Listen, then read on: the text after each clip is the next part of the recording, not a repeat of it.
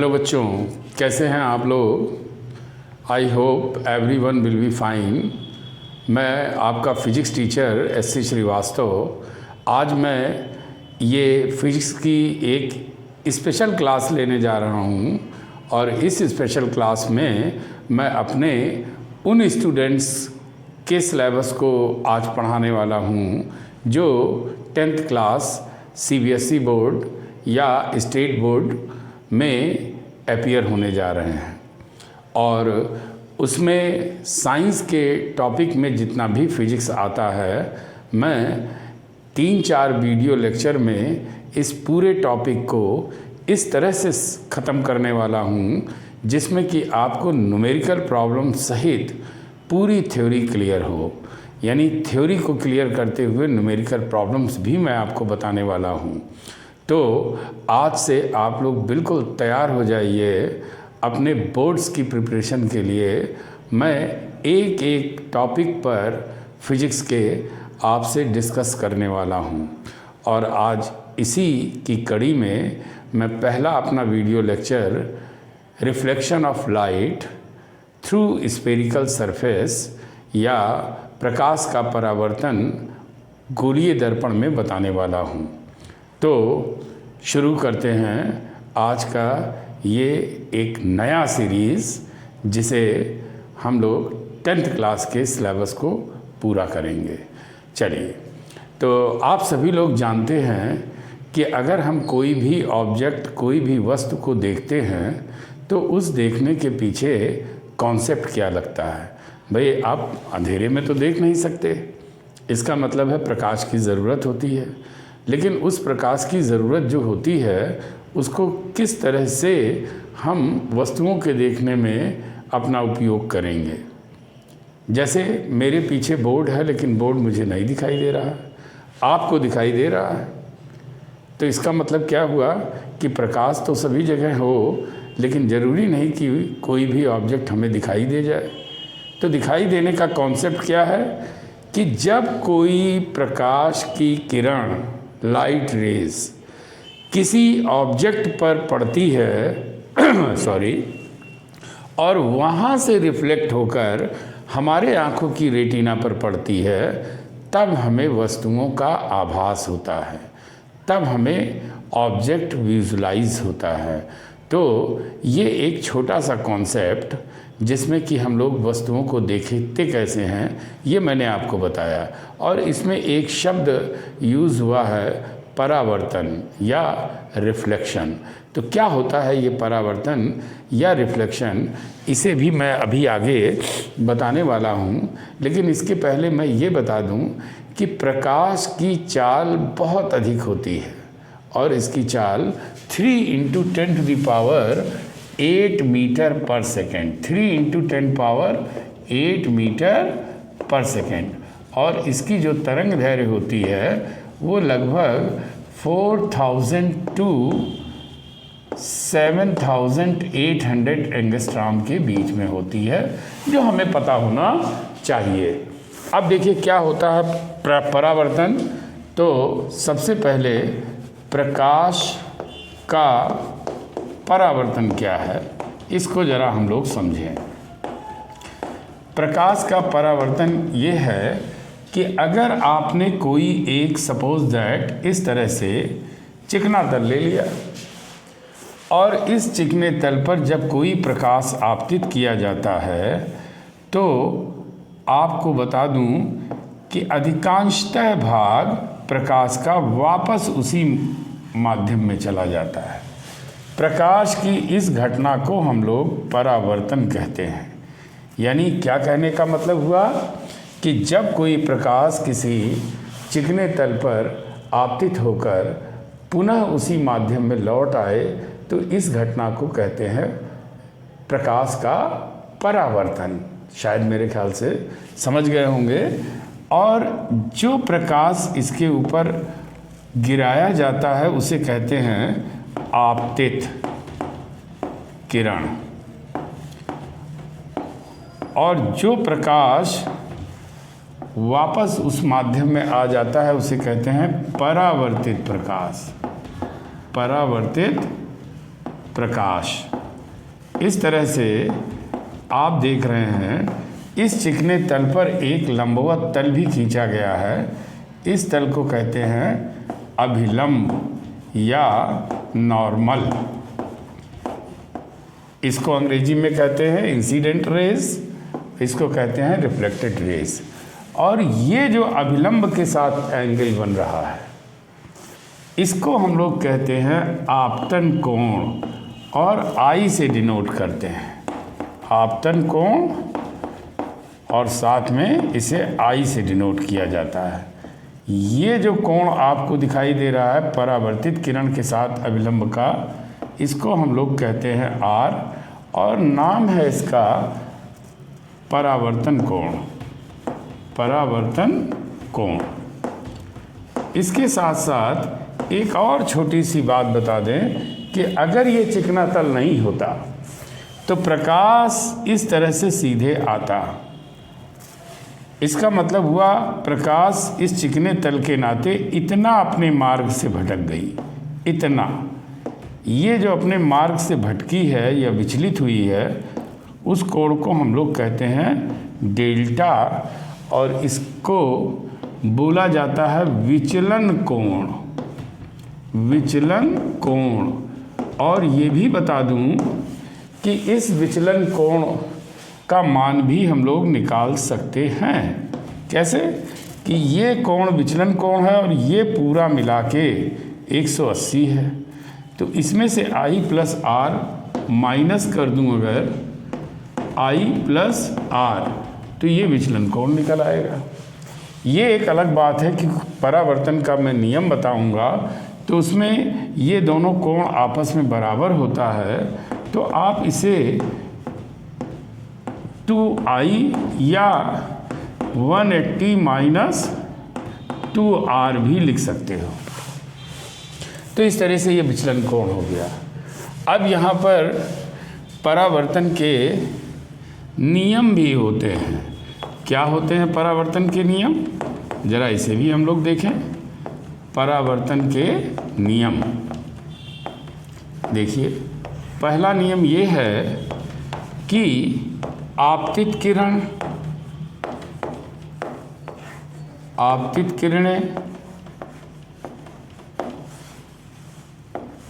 अभिलंब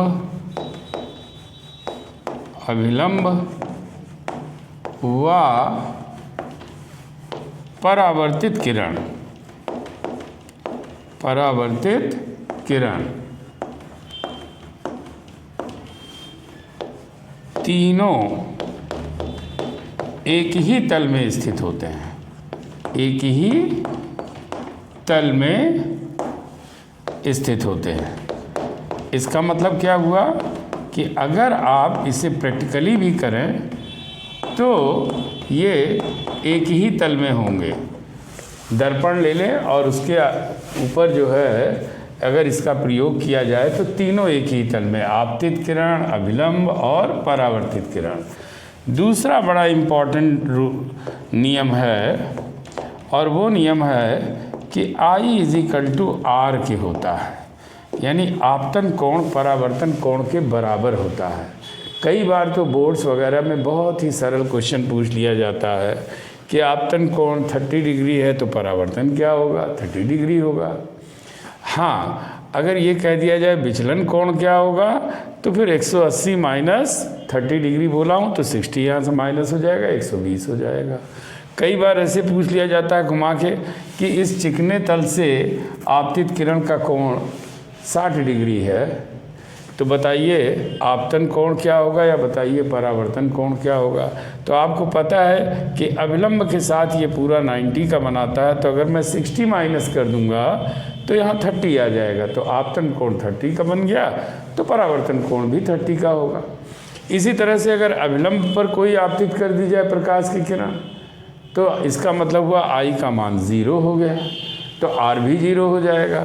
इसका मतलब प्रकाश इसी अभिलंब से वापस लौट जाएगी अपने मार्ग से। अब ये तो परावर्तन हो गया। इसके साथ साथ हमें कुछ और भी जानकारी होनी चाहिए, जैसे प्रतिबिंब क्या होता है। अगर ये पूछा जाए प्रतिबिंब क्या होता है, तो देखिए प्रतिबिंब दो तरह का होता है, एक वास्तविक प्रतिबिंब और दूसरा आभासी प्रतिबिंब। वास्तविक प्रतिबिंब वो होता है जहाँ से चलने वाली प्रकाश की किरण परावर्तन या अपवर्तन के पश्चात किसी बिंदु पर मिलती हैं। आभासी प्रतिबिंब क्या है? जहाँ से आती हुई प्रतीत होती हैं, उनको हम लोग कहते हैं आभासी प्रतिबिंब।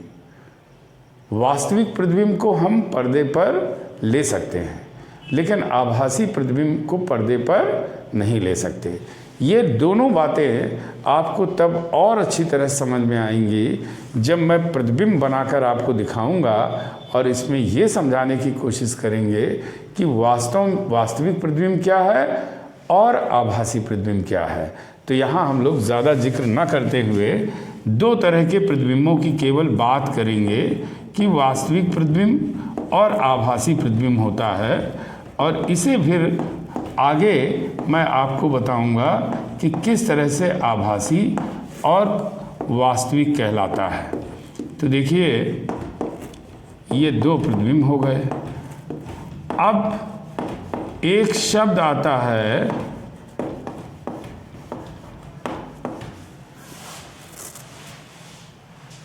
कि गोलीय दर्पण क्या है। देखिए दर्पण शब्द क्या है, तो देखिए दर्पण का मतलब होता है, चाहे वो किसी तरह का हो, दर्पण का मतलब होता है कि कोई भी हम समतल लें और उसके एक पृष्ठ को पॉलिश कर दें। तो एक पृष्ठ को पॉलिश करने का मतलब क्या है? उस एक पृष्ठ पर हम लोग सिल्वर का एक पतला सा कोटिंग कर देते हैं, और फिर उसके बाद लेड ऑक्साइड का जो लगभग शायद नारंगी रंग का होता है उसके ऊपर पेंट कर देते हैं, सिल्वर पॉलिश के ऊपर, जिससे कि सिल्वर पॉलिश ना टूटने पाए। तो उसको बोलते हैं दर्पण। दर्पण वैसे तो आप लोग एक दर्पण है जो आप लोग यूज़ करते हो, जिसको हम लोग बोलते हैं समतल दर्पण। समतल दर्पण के बारे में यहाँ हमें ज़्यादा बात नहीं करनी है, लेकिन इतना मैं बता दूँ कि समतल दर्पण का मतलब है कि जिसका तल समतल हो और एक पृष्ठ पर पॉलिश कर दिया जाए, जैसा कि अभी हमने बताया समतल दर्पण कहलाता है। इसमें जो भी प्रतिबिंब बनता है वो आभासी प्रतिबिंब बनता है, एक बात। दूसरा, इसमें जितनी दूरी पर वस्तु होती है उसका प्रतिबिंब उतनी दूरी पर बनता है। इस पूरे समतल दर्पण को अगर आपको कायदे से समझना है तो मेरा एक वीडियो लेक्चर पहले मैंने बनाया था, वो वीडियो लेक्चर अगर आप देखेंगे तो आपको समतल दर्पण के बारे में बहुत कुछ पता हो जाएगा। इसलिए मैं केवल दर्पण शब्द के नाते इसको इतना बताया हूँ, तो उसकी लिंक को मैं इसमें डाल दूँगा, आप देख लीजिएगा इस वीडियो लेक्चर के डिस्क्रिप्शन में, तो आप देख सकते हैं। यहाँ पर मैं बताने जा रहा हूँ कि गोलीय दर्पण किसे कहते हैं। गोलीय दर्पण किसे कहते हैं? देखिए, जैसा कि आप जानते हो कि अगर मैं एक खोखला गोला ले लूँ, इस तरह से एक खोखला गोला ले लूँ, खोखला गोला किसका बना हुआ हो? कांच का बना हुआ हो। यानी कांच के खोखले गोले को लेते हैं जिसका सेंटर सपोज दैट ये है, और यहाँ से कोई एक लाइन सीधे आप इस तरह से ड्रा कर लीजिए। अब देखिए ये व्यास एक तरह का है, लेकिन इस कांच के बने हुए खोखले गोले में आप क्या करो कि यहाँ से एक इस तरह से कट कर दो। तो जब कट कर दोगे तो इस तरह का आपको दिखाई देगा, इस तरह का, और खोखला है तो ये खुला खोखला रहेगा, इस तरह से दिखाई देगा। और अगर इसके उभरे हुए तल पर पॉलिश कर दें, यानी सिल्वर की पॉलिश करके लेड ऑक्साइड का कोट लगा दें, तो ये जो आपको पोर्शन मिल रहा है इसी को हम लोग कहते हैं अवतल दर्पण। क्या कहते हैं? अवतल दर्पण। समझ रहे हैं? अंग्रेजी में कहते हैं कॉनकेव मिरर। और अगर आप इसी तरह से इधर कट कर दें, और इसका जो धंसा हुआ तल है अगर उसमें पॉलिश कर दिया जाए तो जो दर्पण यहाँ पर ये मिलेगा इसे कहते हैं उत्तल दर्पण। ये कहलाता है उत्तल दर्पण या कॉन्वेक्स मिरर। ठीक है, इसको कहते हैं कॉन्वेक्स मिरर। इसका जो ये पॉइंट है या ये पॉइंट, ये बिल्कुल मिड पॉइंट होता है, मध्य बिंदु होता है। इसको हम लोग कहते हैं ध्रुव या पोल। चाहे इधर ले लें आप, चाहे उधर ले लें। इस गोले का जो केंद्र है, इस केंद्र को कहते हैं वक्रता केंद्र। वक्रता केंद्र। और क्या होता है वक्रता केंद्र, जरा देखिए। अगर इस दर्पण से कोई भी वक्रता केंद्र से लाइन खींची जाए, जिसे हम त्रिज्या कह सकते हैं, वो हमेशा इस गोलीय दर्पण पर या इस गोलीय दर्पण पर हमेशा वही काम करता है जो समतल पर अभिलंब का होता है, जैसा मैंने यहाँ पर बताया। इस वक्रता केंद्र की परिभाषा क्या दी जा सकती है कि गोलीय दर्पण, चाहे अवतल दर्पण हो या उत्तल दर्पण हो, गोलीय दर्पण जिस गोले का भाग होता है उसके केंद्र को कहते हैं वक्रता केंद्र। यानी ये स्फेरिकल मिरर का जो किसी स्फेयर का सेंटर होता है, केंद्र होता है, या यूं कह लीजिए कि एक तरह से देखा जाए तो गोले, हर गोले में एक केंद्र होता है। तो यहाँ पर ये गोलीय दर्पण जिस गोले का केंद्र होगा उसे वक्रता केंद्र कहते हैं। इसके साथ एक चीज़ और देखिए, ये CP जो है इसकी त्रिज्या है। अगर इस CP त्रिज्या को हम डिनोट करना चाहें तो R से करते हैं और इसको कहते हैं वक्रता त्रिज्या। क्या बोलते हैं? वक्रता त्रिज्या। यानी वक्रता त्रिज्या क्या है?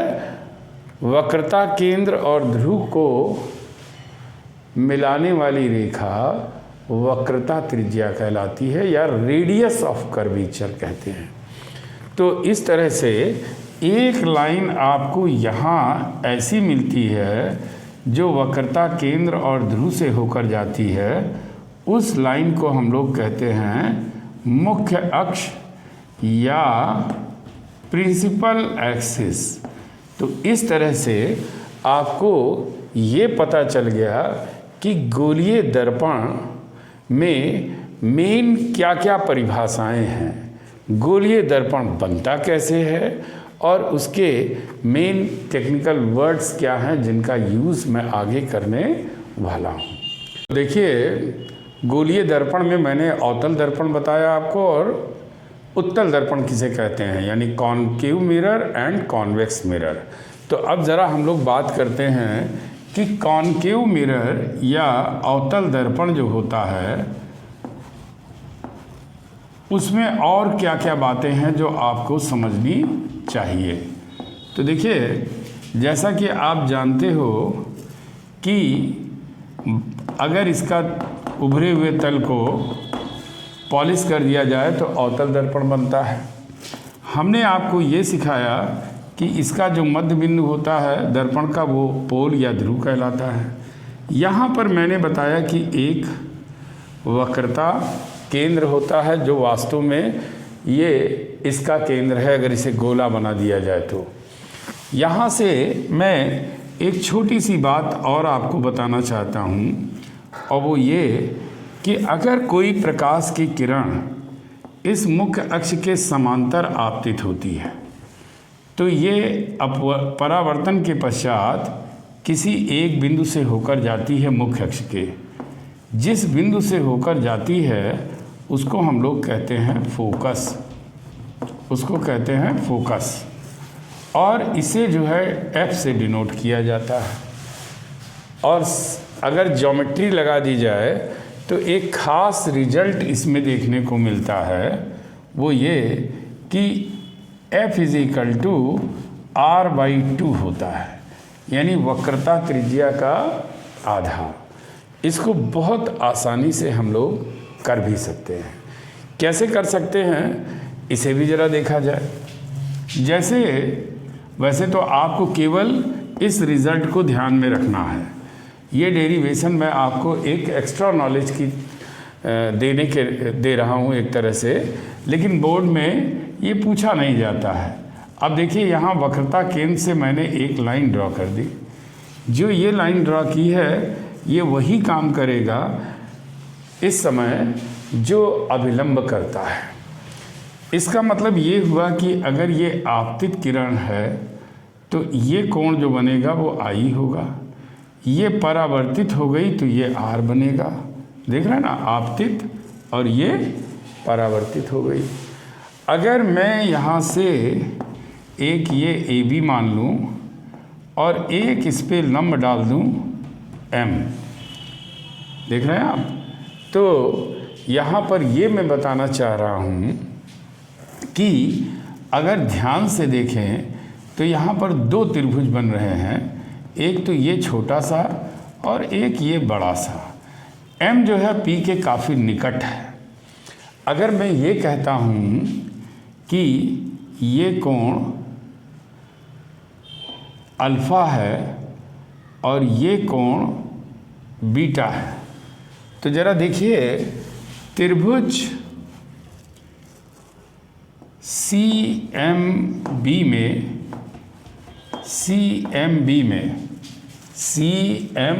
में tan alpha is equal to BM upon CM मिल जाएगा।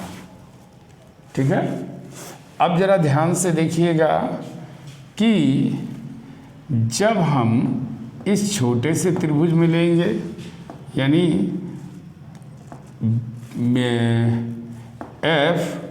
FMB में, तो आप देखोगे tan बीटा इक्वल टू मिलता है BM अपॉन FM।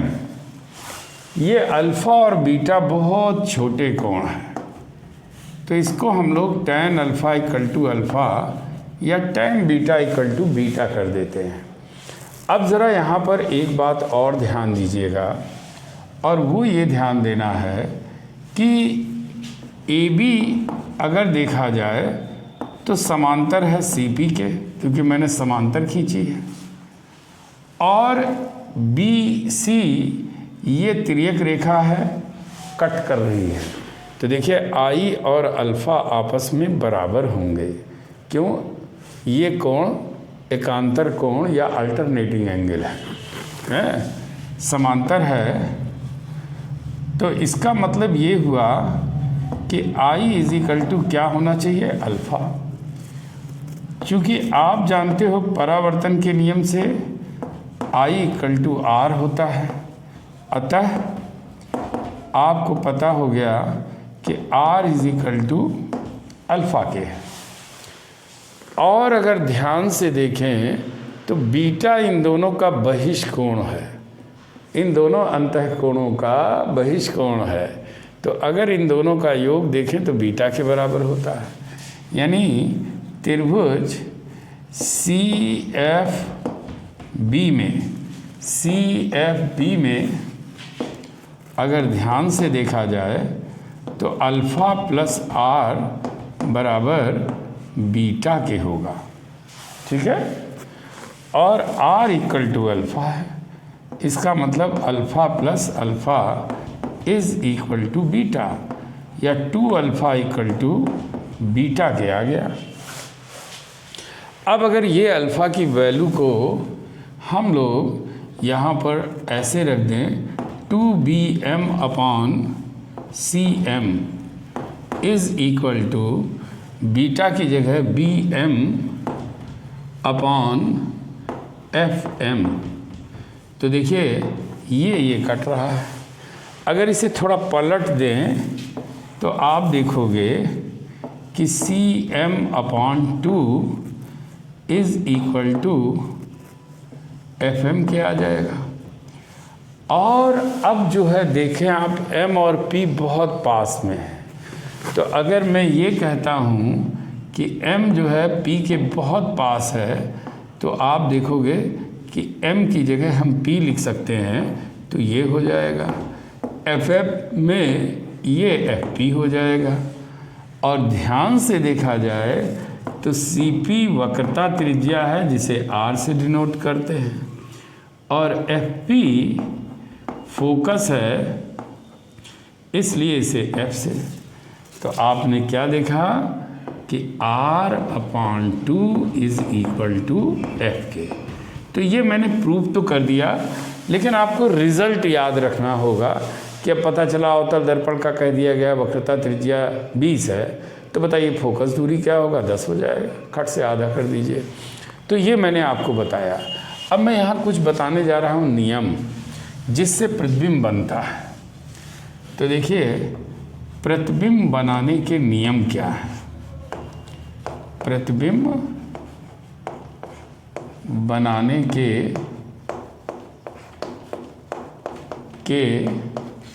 नियम क्या क्या नियम है। पहला नियम ये है कि अगर मैंने कोई इस तरह से अवतल दर्पण ले लिया, याद रहे अभी मैं अवतल दर्पण के बारे में बता रहा हूँ, अवतल दर्पण के बारे में। तो ये आपको P मिलेगा, यहाँ F होगा, और जस्ट इसका डबल दूरी पे C होगा। पहला नियम ये है कि मुख्य अक्ष के समांतर चलने वाली प्रकाश की किरण फोकस से होकर जाती है, यानी ये पहला नियम है। दूसरा नियम क्या है? दूसरा नियम ये है कि अगर ये अवतल दर्पण है और मैंने ये F ले लिया, ये यहाँ C ले लिया, देख रहे हैं, और ये कहा कि कोई प्रकाश की किरण फोकस से होकर जा रही है इस तरह से, तो फिर वो परावर्तन के पश्चात मुख्य अक्ष के समांतर हो जाती है। इसको कहते हैं नियम नंबर 2। यहीं पर मैं एक नियम और बताना चाहूँगा जो इसी फिगर में क्लियर हो जाएगा। क्या कि अगर कोई प्रकाश की किरण इस तरह से वक्रता केंद्र से होकर जाती है इस तरह से, तो फिर ये प्रकाश की किरण परावर्तन के पश्चात वापस लौट आएगी। याद रहे मैं 2 बना रहा हूँ, इसका मतलब हुआ कि यहीं से वापस लौट आएगी। ये नियम नंबर 3 होता है। नियम नंबर 1, प्रकाश की किरण अगर मुख्य अक्ष के समांतर है तो फोकस से होकर जाएगी। नियम नंबर 2, अगर फोकस से होकर जाती है तो परावर्तन के पश्चात मुख्य अक्ष के समांतर हो जाती है। इसका जस्ट उल्टा है। और कोई प्रकाश की किरण अगर वक्रता केंद्र से होकर जाती है तो वापस अपने मार्ग पर लौट आती है।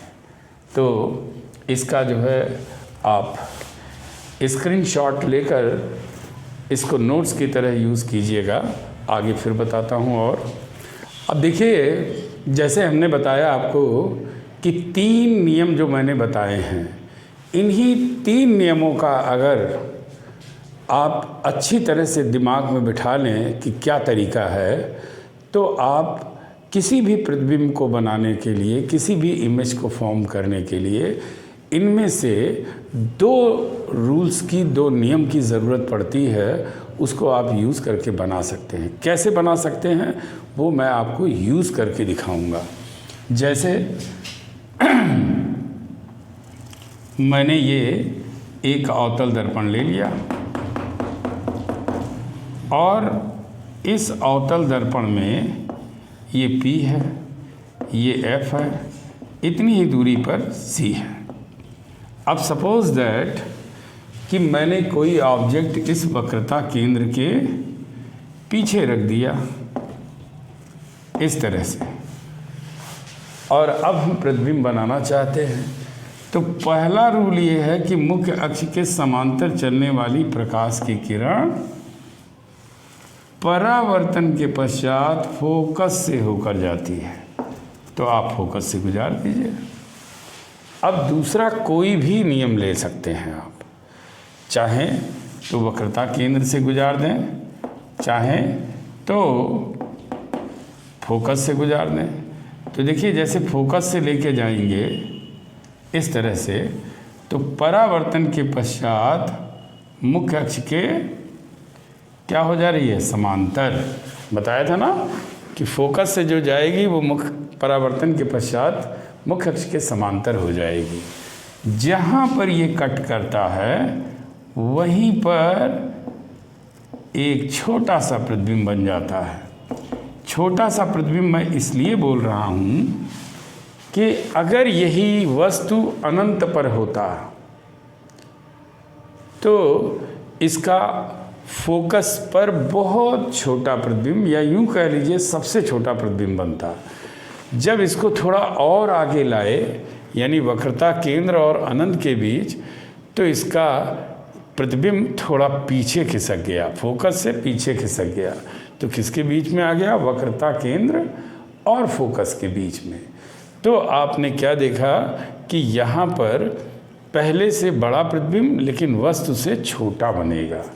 इसको थोड़ा और पास में लाएं और सपोज वक्रता केंद्र पे हमने रख दिया, तो आपको बताना चाहूँगा कि ये एक ऐसी स्थिति है जहाँ प्रतिबिंब की लंबाई और वस्तु की लंबाई बराबर भी होती है और वक्रता केंद्र पर ही प्रतिबिंब बनता है। और फिर थोड़ा और खिसका दें C और F के बीच में, तो आप ये देखोगे कि इसका प्रतिबिंब और पीछे जाएगा। कैसे पीछे जाएगा जरा देखिए।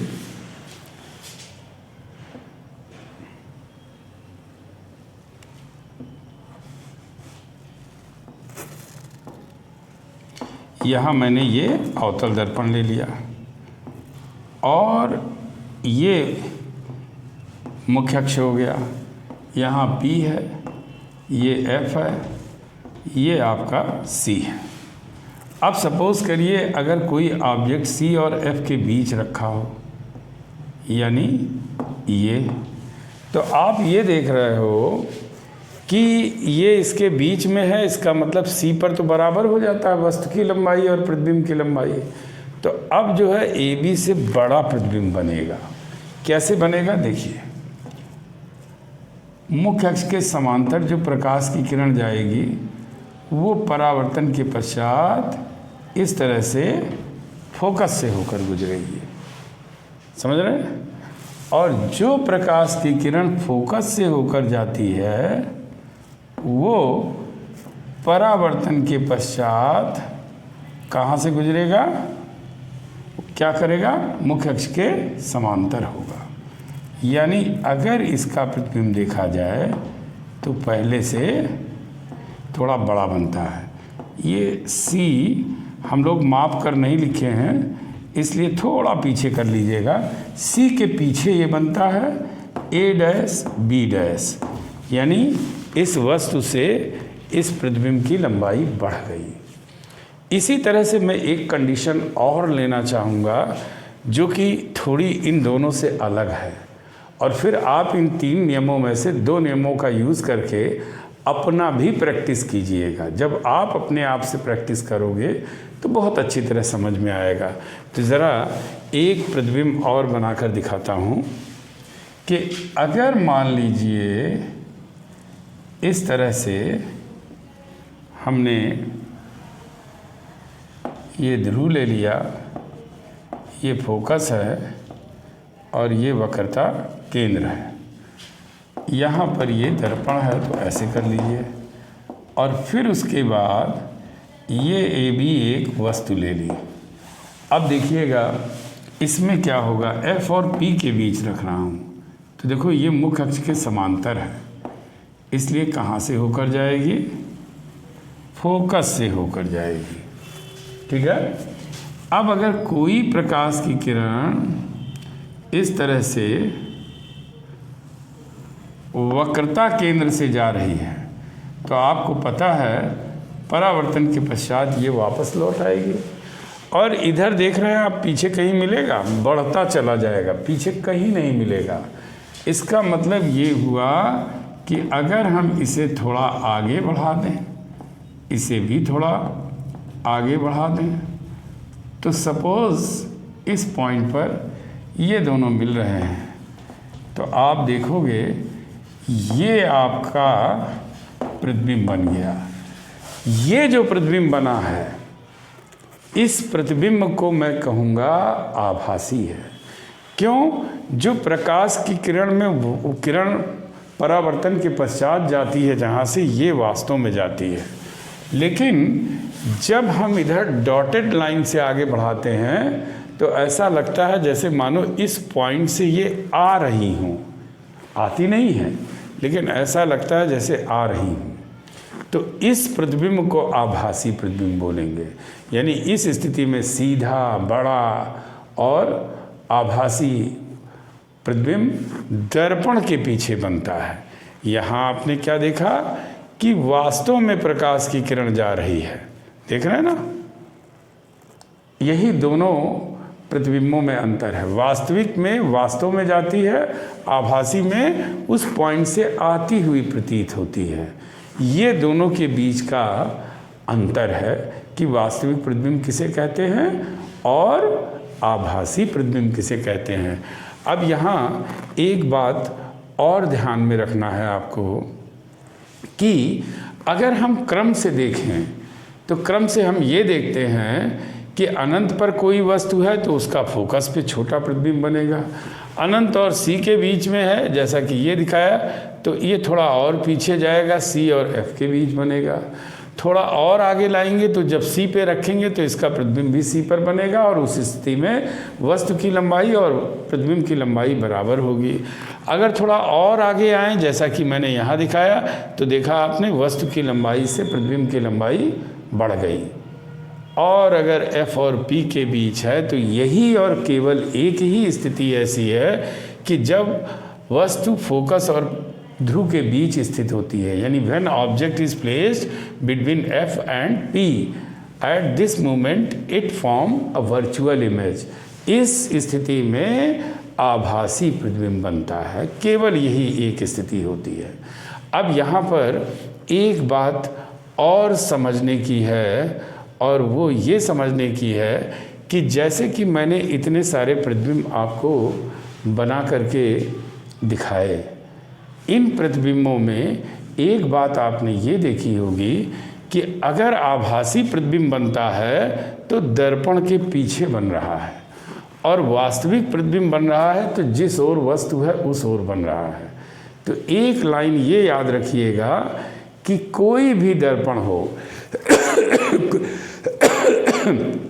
कोई भी दर्पण हो, उसमें वास्तविक प्रतिबिंब जब बनता है तो जिस ओर वस्तु होता है उसी ओर प्रतिबिंब बनता है। आभासी में जिस ओर वस्तु होता है उसके दूसरी ओर बनता है, और लेंस में इसका उल्टा हो जाता है, जो आगे मैं आपको बताने वाला हूँ। अगर आपको दर्पण का याद है तो लेंस का इसका जस्ट उल्टा हो जाएगा। अब जरा देखिए कि नंबर 2 पर प्रतिबिंब बनाने के नियम में उत्तल दर्पण के लिए क्या लेंगे, उत्तल दर्पण से क्या करते हैं। तो देखिए उत्तल दर्पण के लिए क्या है कि अगर मैंने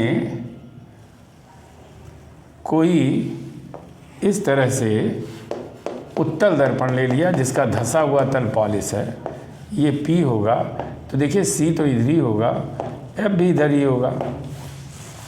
यहाँ पर अगर मुख्य अक्ष के समांतर कोई प्रकाश की किरण जाती है तो फोकस से नहीं जाती है, बल्कि फोकस से आती हुई प्रतीत होती है।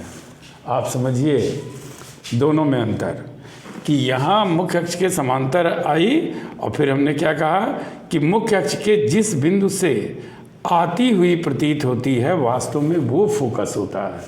तो इस तरह से ये पहला नियम है, जो वास्तव में प्रकाश की किरण फोकस पे नहीं जाती है बल्कि फोकस की ओर, फोकस से आती हुई प्रतीत होती है। इसी तरह से अगर कोई प्रकाश की किरण फोकस की ओर आती हुई प्रतीत हो रही है, फोकस की ओर आती हुई प्रतीत हो रही है। तो परावर्तन के पश्चात मुख्य अक्ष के समांतर हो जाती है। तो देखा आपने, दूसरा नियम इसी का उल्टा है, लेकिन क्या कह रहा हूँ, फोकस की ओर जाती हुई प्रतीत होती है, जाती नहीं है। तो परावर्तन के पश्चात क्या हो जाती है, मुख्य अक्ष के समांतर। तो इस तरह से ये दूसरा नियम मिल गया।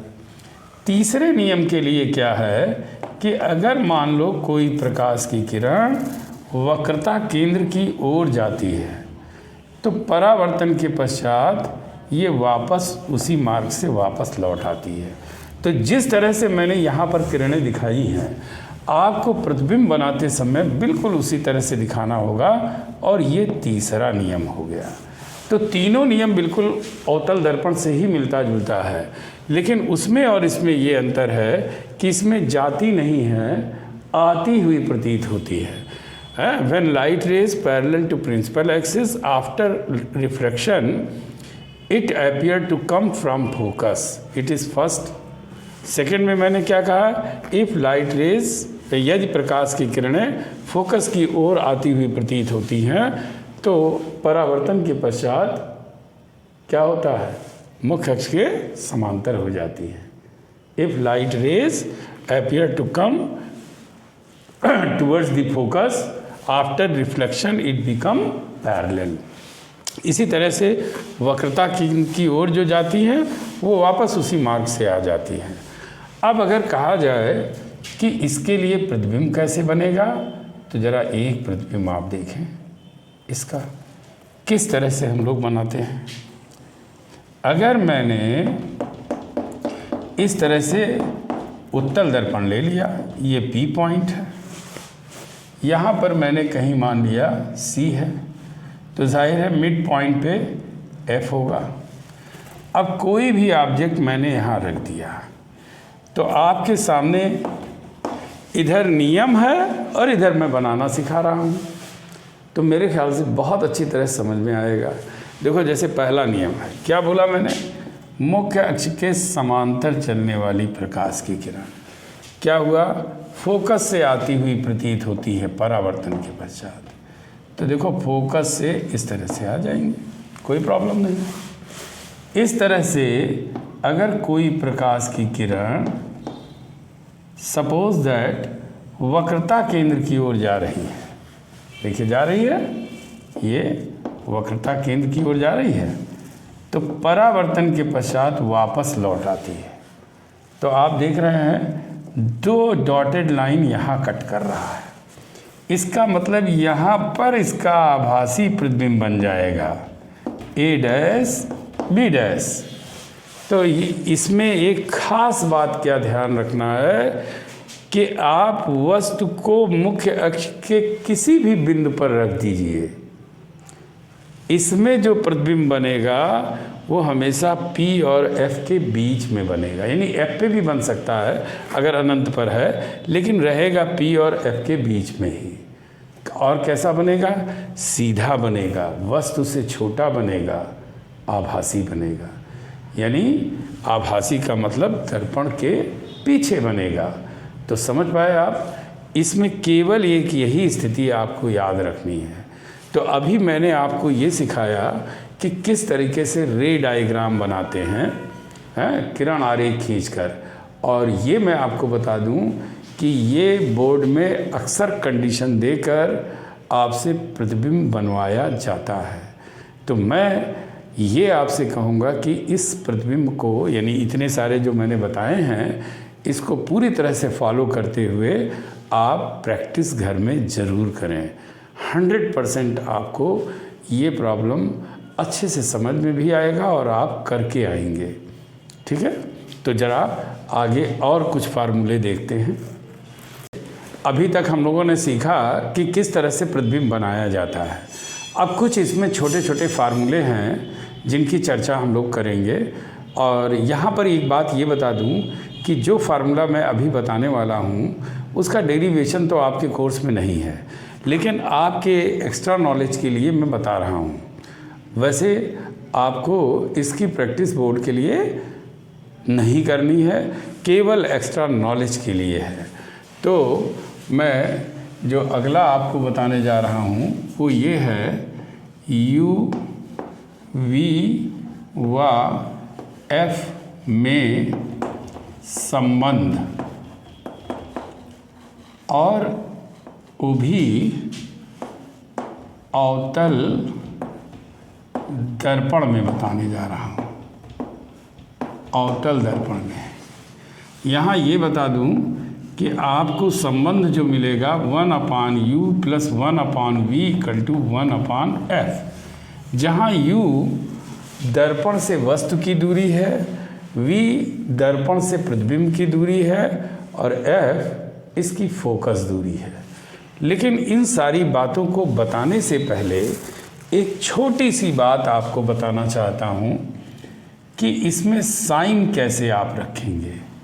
साइन के लिए आप जानते हो कोऑर्डिनेट सिस्टम इसमें यूज़ किया जाता है। कोऑर्डिनेट सिस्टम क्या होता है कि अगर मैं यहाँ पर कोई भी दर्पण रख दूँ, उत्तल, अवतल या कोई लेंस रख दूँ, अभी लेंस तो मैंने पढ़ाया नहीं, लेकिन कोई लेंस भी रख दूँ तो सभी पर ये रूल लागू होता है। तो जो इसके सामने वाली दूरी होगी उसे हमेशा माइनस मिलेंगे, इसके जो पीछे वाली दूरी होगी वो हमेशा प्लस मिलेंगे और जो ऊपर वाली दूरी होगी उसे हम लोग प्लस मिलेंगे, नीचे वाली जो दूरी होगी उसे हम माइनस मिलेंगे। यही कोऑर्डिनेट का रूल है कि इधर की दूरी माइनस में, इस मूल बिंदु से इधर की दूरी प्लस में, ऊपर की दूरी प्लस में और नीचे की दूरी माइनस में लेते हैं। तो इस तरह से ये रूल को फॉलो करते हुए अगर आप ध्यान से देखो तो अवतल दर्पण का ये जो प्रतिबिंब मैंने बनाया है इसमें फोकस दूरी इधर आ रही है। इसका मतलब अवतल दर्पण में की जो फोकस दूरी होती है वो माइनस में होती है। समझ में आया? इधर वैसे u v सभी माइनस में होंगे। कैसे होंगे इसको हम लोग देखते हैं। अब ज़रा उत्पत्ति देखिए। मैं फिर बता दूं कि इसका डेरिवेशन यानी प्रूफ जो मैं बताने जा रहा हूँ ये आपके कोर्स में नहीं है, केवल आपको फार्मूला देखना है। लेकिन मैं आपको थोड़ा इसके बारे में बताना चाहता हूँ। अगर ये L मान लें और ये पॉइंट M मान लें, ठीक है, तो ये LM हो गया। अब ज़रा देखते हैं कि इससे कैसे करेंगे। पहले नंबर पर आपको ये पता होना चाहिए कि जो BP दूरी है, B से P की, ये BP कह लें या BM कह लें, वो -u होगी, वस्तु से दर्पण की दूरी। जो आपका B' P है वो होगा -v, जो कि आप देख रहे हैं कि ये भी किस तरह से दिख रहा है, प्रतिबिंब से दर्पण के बीच। और FP ये होगा -f, क्यों? ये भी इसी साइड में है। देखिए तीनों मैंने माइनस किए और ये क्वेश्चन में भी जब न्यूमेरिकल प्रॉब्लम सॉल्व करेंगे तो उसमें भी इस तरह से यूज़ करेंगे और हम आपको बताएंगे भी। तो ज़रा देखिए, इसमें एक ट्रायंगल आपको मिल रहा है ABF, दिखा? एक ट्रायंगल ABF दिखाई दे रहा होगा। अगर इस ABF के साथ में आप एक ट्रायंगल और यहाँ पर इस तरीके से कर दें और सपोज़ ये L' है, L', तो एक ट्रायंगल ये भी बन रहा है FMP, ठीक है, FMP। तो दूसरा ट्रायंगल क्या लेंगे? FMP, सॉरी FMP नहीं है, FML', ये होगा FML'। ओके, अब ज़रा देखिए, ये दोनों ही ट्रायंगल अगर आप ध्यान से देखो तो समरूप हैं, एफ एम एल डैश। क्यों है? क्योंकि आप देख रहे हैं कि ये दोनों आपस में बराबर ही हैं। ये 90 का है, इधर ये भी 90 का है। तीसरा ट्रायंगल अपने आप बराबर हो जाएगा, इसका मतलब समरूप हो गया। तो अगर समरूप त्रिभुज का एक प्रॉपर्टी ये आपको पता हो कि इनकी संगत भुजाएं आपस में समान अनुपाती होती हैं, तो आप अच्छे से समझ जाएंगे। जैसे इसमें लंब ए बी है, इसमें लंब एल डैश एम है। जैसे इसमें यहाँ से यहाँ तक इसका आधार बी एफ है, और अगर दूसरे में देखा जाए तो इसका आधार एम एफ है, या एफ एम कह सकते हैं।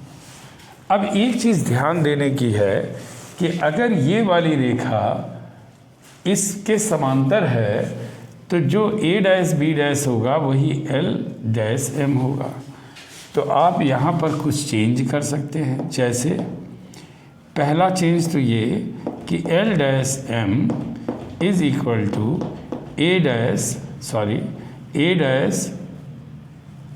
बी डैश के बराबर है। और दूसरा क्या कि अगर m को हम p मान लें तो पहले तो ये A B upon A dash B dash कर दीजिए, और इधर बी एफ है तो देखिए बी एफ को भी चेंज कर सकते हैं, B P minus F P. हाँ, ध्यान दीजिएगा, B P minus F P. ठीक है, अभी मैं आपको फिर दिखा देता हूँ।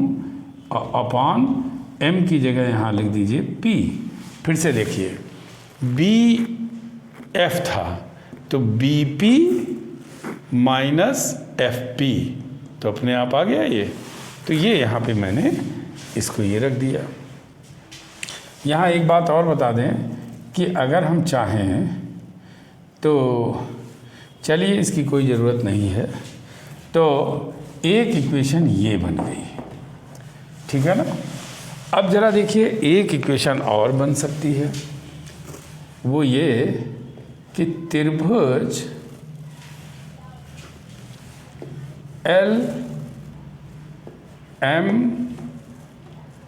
एफ तथा त्रिभुज ए डैश बी डैश एफ में एक त्रिभुज ए भी दो त्रिभुज हो गए, एल एम एफ और इधर क्या है ए डैश बी डैश एफ, ये दोनों भी समरूप होंगे। तो आप बड़े आसानी से लिख सकते हैं एल एम एफ समरूप हैं ए डैश बी डैश एफ के। अब ज़रा देखिए, L M upon A dash B dash, क्या मतलब हुआ कि ये लंब एल एम और ये लंब ए डैश बी डैश, ये एम एफ आधार, और इस त्रिभुज का आधार क्या है B dash F, B dash F. तो यहाँ आप बी डैश एफ कर सकते हैं। अब यहाँ पर फिर वही बात कि अगर इस एल एम को देखें आप तो समांतर होने के नाते ए डैश ए बी के बराबर होगा, A B equal to L M. तो देखो, कुछ चीज़ें आप चेंज कर सकते हैं। एल एम को ए बी के बराबर लिख दीजिए और एम को पी के बराबर लिख दीजिए, बिकॉज ये बहुत पास पास में है। और अगर बी डैश एफ निकालोगे आप तो देखिए बी डैश एफ का मतलब B dash P minus F P है, B dash P minus F P. Clear? अब ज़रा देखिए, इसको रखने पे क्या मिलेगा, A B upon A dash B dash. M F को क्या लिख सकते हैं,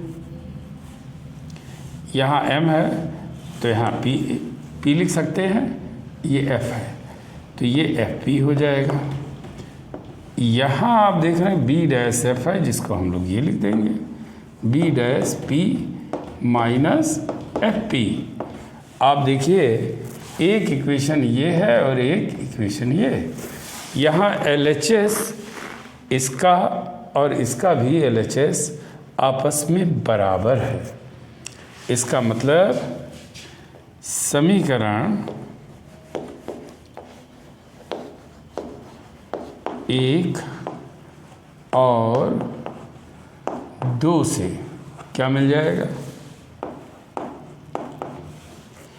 मिल जाएगा F P upon B dash P minus F P is equal to B P minus F P upon F P. आप देखिए ये दोनों बराबर हो गए तो ये दोनों बराबर हो गए। अब हमें केवल ये वैल्यू जो मैंने ली है उसी को रखना है। देखिए एफ पी का मतलब minus f, B dash P का मतलब माइनस वी, एफ पी का मतलब वही माइनस एफ तो प्लस एफ हो जाएगा। यहाँ पर बी पी का मतलब माइनस यू, तो देखिए माइनस यू, एफ पी का मतलब माइनस एफ तो प्लस एफ, और एफ पी का मतलब माइनस एफ तो माइनस एफ। अब इसको हम लोग क्रॉस मल्टीप्लिकेशन करते हैं। तो देखिए क्रॉस मल्टीप्लिकेशन जब करेंगे तो क्या मिलने वाला है, प्लस का एफ स्क्वायर यहाँ से, और इन दोनों को इधर गुणे में ले आता हूँ, माइनस यू प्लस एफ और माइनस वी प्लस एफ। और अब इसे सॉल्व कर दीजिए तो देखिए plus u v minus u f minus f v plus f square, ये आ गया। अब ध्यान से देखो तो ये तो कट रहा है सीधे सीधे, ये दोनों माइनस में है तो प्लस कर दीजिए। कैसे, यू एफ या ऐसे लिख दीजिए f v plus u f is equal to u v, ये आ गया। इस पूरे इक्वेशन को यू वी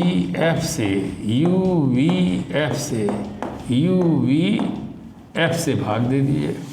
तो देखो एफ और वी कट गया, एफ और वी, तो यहाँ आया 1/u plus u F cut गया तो 1/v equal to u v cut गया 1/f। तो ये इक्वेशन आपको मिलती है, यानी जो फार्मूला आपको मिलेगा 1/u plus 1/v equal to 1/f, ये फार्मूला ही आपका मेन ज़रूरत है। ये तो मैंने ऐसे डराइव करके आपको दिखा दिया, चूँकि बुक में नहीं होता है इसलिए मैंने आपको करके दिखाया कि कैसे। तो जो भी इंटरेस्ट रखता हो ये पूरा देख लेगा, बहुत अच्छी तरह से समझ में आ जाएगा। अब मैं बताऊंगा कि ऐसे ही उत्तल दर्पण से भी निकाल सकते हैं, कॉन्वेक्स मिरर से भी, लेकिन उसको करने से क्या फ़ायदा। अब इसके ऊपर कुछ न्यूमेरिकल्स की बात भी मैं करने वाला हूँ।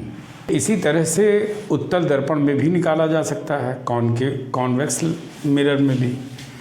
उत्तल दर्पण के लिए जब निकालेंगे तो आपको फार्मूला जो मिलेगा वो 1/u plus 1/v equal to 1/f ही मिलेगा। बस ये बात ध्यान रखनी होगी कि u, v और f में कौन पॉजिटिव है कौन नेगेटिव है। तो पॉजिटिव नेगेटिव में ये होता है कि इसमें आभासी प्रतिबिंब बनता है। इसका मतलब क्या हुआ कि अगर मैं कोई दर्पण और उत्तल दर्पण लेता हूँ और आभासी प्रतिबिंब बनता है तो इसका मतलब हुआ कि जो F आएगा, ये तो C है, ये मान लीजिए F, ये आपका इस साइड में बन रहा है। इसका मतलब पॉजिटिव में होना चाहिए।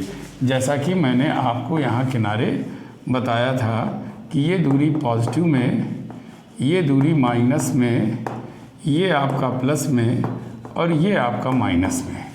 तो इधर वाली दूरी तो फोकस दूरी माइनस में होगी या वक्रता त्रिज्या माइनस में होगा। और दूसरी बात, प्रतिबिंब भी इधर बनता है, तो यानी V की वैल्यू भी क्या होनी चाहिए, प्लस में। यहाँ पर जो इस साइड में रखेंगे वो माइनस में, यानी U माइनस में रहेगा, V और F पॉजिटिव में रहेगा, बाकी कोई अंतर नहीं होगा। अब आइए इस पे बेस प्रॉब्लम बताने से पहले मैं आपको एक छोटा सा और पॉइंट बता दूं, जिसको कहते हैं रेखीय आवर्धन। क्योंकि जो प्रॉब्लम इसमें पूछी जाती है उसमें रेखीय आवर्धन भी आ जाता है।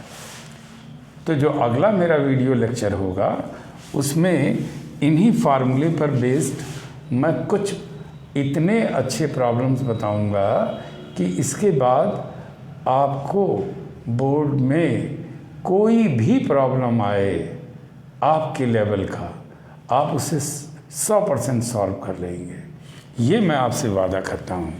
तो छोटा सा फार्मूला ये है, इसे भी हम लोग थोड़ा सा समझें। रेखीय आवर्धन, आवर्धन का अर्थ होता है कि जो प्रतिबिंब बनेगा वो वस्तु का कितना गुना होगा। कितना गुना में 2 गुना, 3 गुना, 4 गुना भी हो सकता है, आधा भी हो सकता है। लेकिन ये कैसे पता करेंगे? तो अब कितने गुना प्रतिबिंब बनेगा, इसका मतलब ये हुआ कि अगर मैं प्रतिबिंब की लंबाई एक तरफ ले लूं और बटा वस्तु की लंबाई ले लूं, वस्तु की लंबाई, तो आप देखोगे कि इसी का अनुपात कहलाता है रेखीय आवर्धन। यानी इसको हम लोग कहते हैं रेखीय आवर्धन। बस अंतर इतना है कि यहाँ पर इसे V/U के बराबर भी लिया जाता है। और ये बता दूं कि यहाँ माइनस साइन लेते हैं। ये अलग बात है कि आगे मैं आपको बताने वाला हूँ अभी कि अगर वास्तविक प्रतिबिंब आपका बनेगा, यानी वास्तविक प्रतिबिंब होता है, कहीं दिया जाता है, तो आपको M जो लेंगे, M ये होना चाहिए पॉजिटिव, नेगेटिव। तब ये M लेंगे नेगेटिव में। क्या मतलब हुआ कि जब भी हम सवालों में यूज़ करेंगे तो ये तो -V/U होगा, तो M = -V/U या I/O। लेकिन इस M की वैल्यू को आप रखोगे नेगेटिव में। जैसे मैंने कहा प्रतिबिंब 3 गुना बनता है, इसका मतलब M का मान -3 हो गया। कब? जब वास्तविक प्रतिबिंब बनेगा। लेकिन अगर आभासी बनता है तो आभासी में क्या होगा? आभासी प्रतिबिंब में क्या होगा? आभासी प्रतिबिंब में M को जो लेंगे वो आप लेंगे पॉजिटिव। और ये कैसे लेंगे, एक जल्दी से मैं प्रॉब्लम बताता हूँ, लेकिन अगला जो वीडियो लेक्चर होगा मेरा वो सारा का सारा न्यूमेरिकल प्रॉब्लम पर होगा और इसी दोनों फार्मूले से रिलेटेड होगा, जो बहुत ही इम्पॉर्टेंट और बहुत ज़्यादा बेनिफिशियल आपके लिए होने वाला है। तो ज़रा देखिए एक छोटा सा प्रॉब्लम कि मान लीजिए मैंने कहा कि कोई वस्तु -20 सेंटीमीटर की दूरी पर रखी है, ठीक है, और इसका 3 गुना बड़ा प्रतिबिंब बनता है, 3 गुना बड़ा प्रतिबिंब बनता है। अब दो बातें आती हैं कि फोकस दूरी इसकी क्या होगी जबकि ये अवतल दर्पण से बन रहा है, और वास्तविक प्रतिबिंब बन रहा है। कैसा प्रतिबिंब बन रहा है? वास्तविक प्रतिबिंब। तो आप पूरी प्रॉब्लम को समझ गए होंगे कि अगर कोई अवतल दर्पण के सामने 20 सेंटीमीटर की दूरी पर वस्तु रखी हो और उसका 3 गुना बड़ा वास्तविक प्रतिबिंब बन रहा हो, तो उसकी फोकस दूरी क्या होगी, उसके प्रतिबिंब की स्थिति भी क्या होगी, ये भी बताया जा सकता है। तो देखिए किस तरह से हम लोग निकाल सकते हैं। मैंने कहा u बराबर -20 सेंटीमीटर है, ठीक है। m की वैल्यू जो लेंगे वो -3 है। क्या है? -3। क्यों? मैंने कहा वास्तविक प्रतिबिंब बनेगा तो आपको नेगेटिव में लेना पड़ेगा भाई। तो देखिए m इज इक्वल टू, अगर मैंने -v/u लिया है, -v/u, और यहाँ पर मैंने -3 रख दिया, तो क्या आ गया? -v/u या v = 3u आ गया। तो आप देखते हैं कि अगर मैं ये कहता हूँ आपसे कि प्रतिबिंब की स्थिति क्या होगी, यानी v का वैल्यू क्या होगा, तो बहुत आसानी से आप निकाल सकते हो। 3 इंटू u की वैल्यू कितनी है? -20, तो कितना आ जाएगा? -60 सेंटीमीटर। आपको याद आ रहा है? मैंने कहा था वास्तविक प्रतिबिंब उधर ही बनता है जिधर वस्तु होती है। तो वस्तु की तरफ माइनस लेते हैं, तो देखिए वो माइनस साइन में आया। अब u और v की वैल्यू, यानी u की वैल्यू ये और v की वैल्यू ये लेकर f की वैल्यू को भी बहुत आसानी से निकाल सकते हैं। 1/f = 1/u + 1/v। तो 1/ कितना है? -20 -1/60 = 1/f। इसको सॉल्व कर लें तो देखिए 60, 20 × 60 और -1 बराबर 1/f। आप देख रहे हैं -4, -15 सेंटीमीटर। आप पहले से पता है आपको कि अवतल दर्पण की फोकस दूरी माइनस में आनी चाहिए, तो देखिए यहाँ पर माइनस में आ गई। तो अगर आपको ये हमारा वीडियो लेक्चर, जिसमें कि मैंने कोलीय दर्पण पर एक तरह से देखा जाए तो उन सारे पॉइंट्स को हाईलाइट किया और कुछ एक्स्ट्रा भी बताया जो शायद बोर्ड में नहीं आता है, डेरिवेशन वगैरह, लेकिन समझ में ज़रूर आया होगा। और अगर आपको लगता है कि मैंने जितना बताया वो सब कुछ आपको समझ में आया हो, तो आप मेरे इस चैनल को सब्सक्राइब कीजिए अगर नए व्यूअर्स हैं, और अगर पुराने हैं तो लाइक करके ढेर सारे लोगों में शेयर करके उनको भी फ़ायदा पहुंचाएं। Thank you.